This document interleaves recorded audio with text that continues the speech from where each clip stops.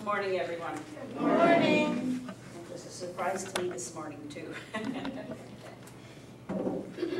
So I came across a couple of things, and I thought I'd like to share them because I felt it was more than appropriate for most of us right now.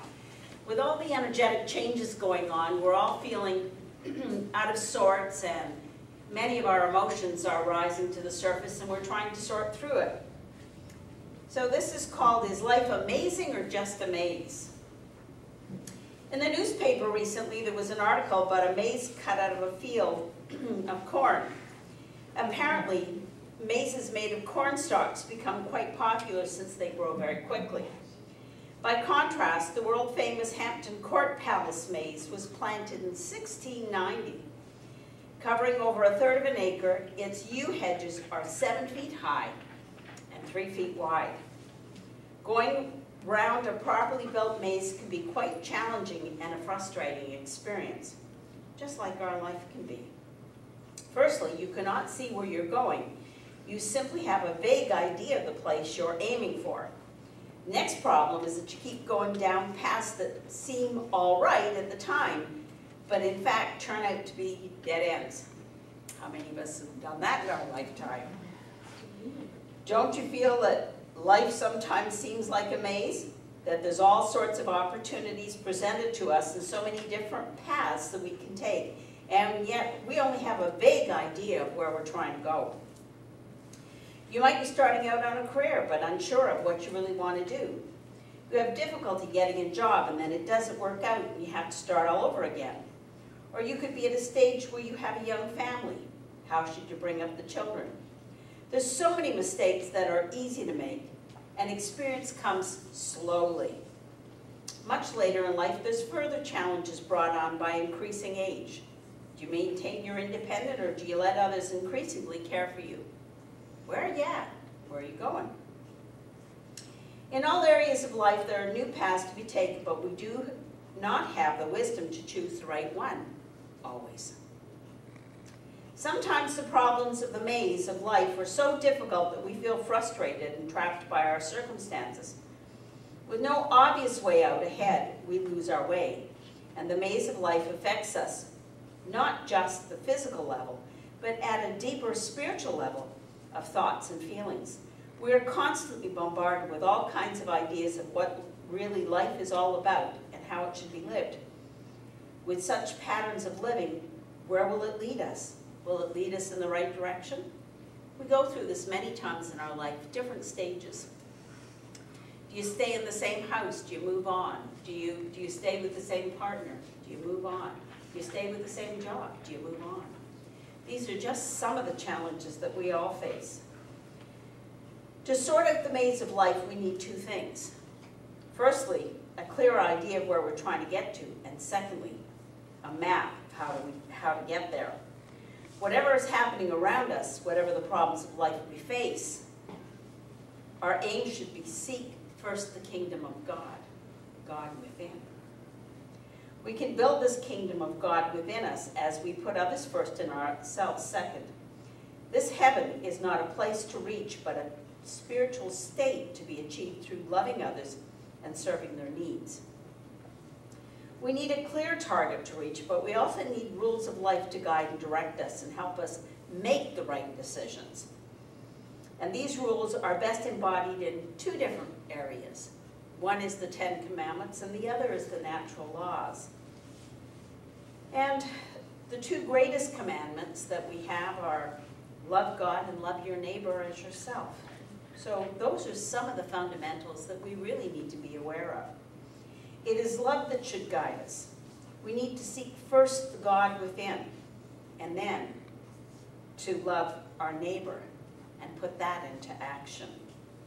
However complex and difficult the maze of life becomes, we need to put our trust in this approach as living the best way to fulfilling the amazing life we have been offered and to cope with the adversities that we face on a daily basis. We need to recognize when we're repeating patterns. We need to learn from our experiences and try not to repeat patterns. We need to ask for guidance from our teachers and guides, and then we need to trust the inner self on what we are getting. A lot of this comes with spiritual wisdom. Wisdom was once a universally admired quality. In the present world, this has changed, especially in the developed Western world, where there's an ambience about it, or I should say an ambivalence about it. In the world of commerce and government, where the emphasis is on materialism, knowledge, competitive performance, efficiency, and results, wisdom tends to be dismissed more often than not.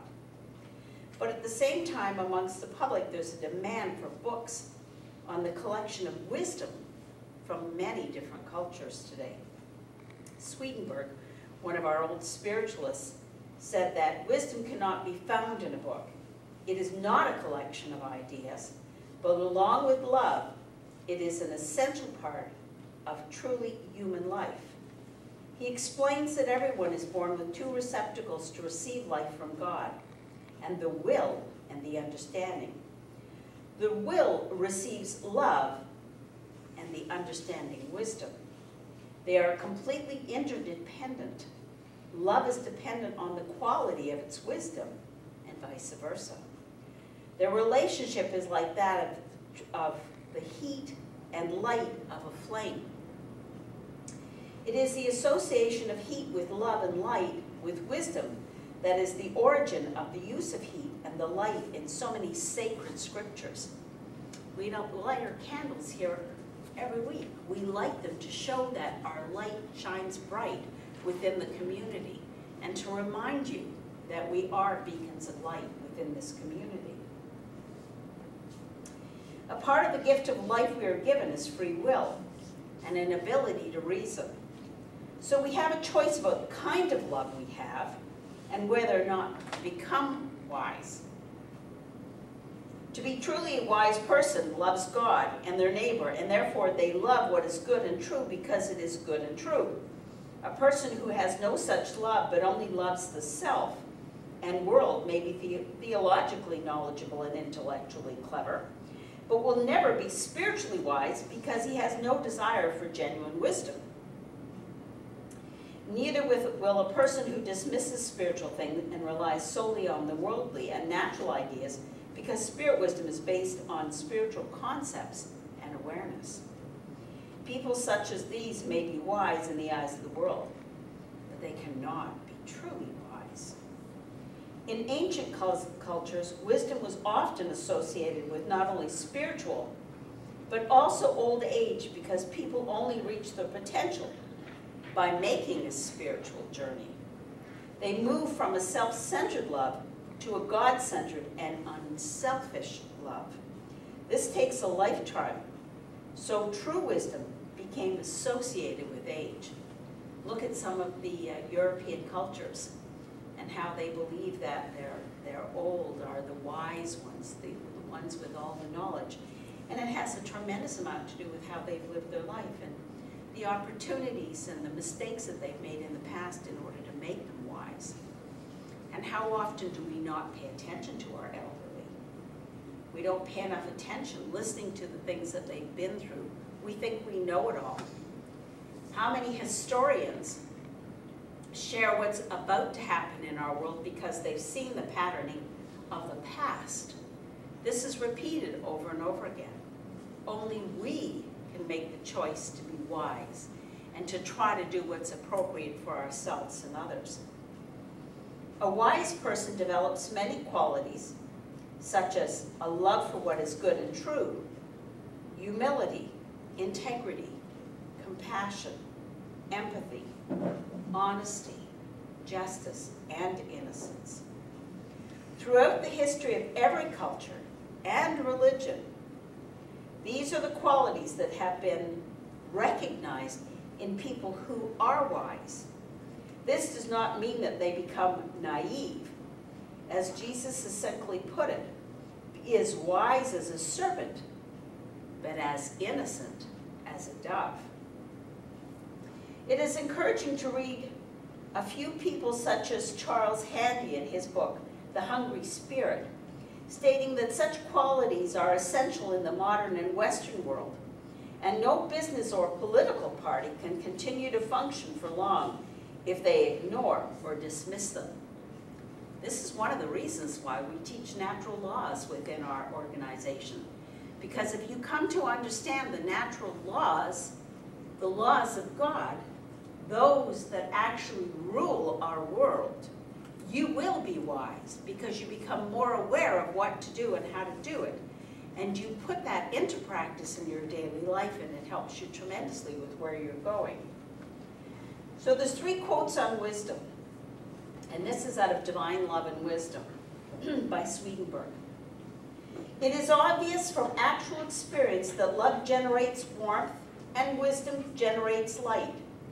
When we feel love, we become warmer.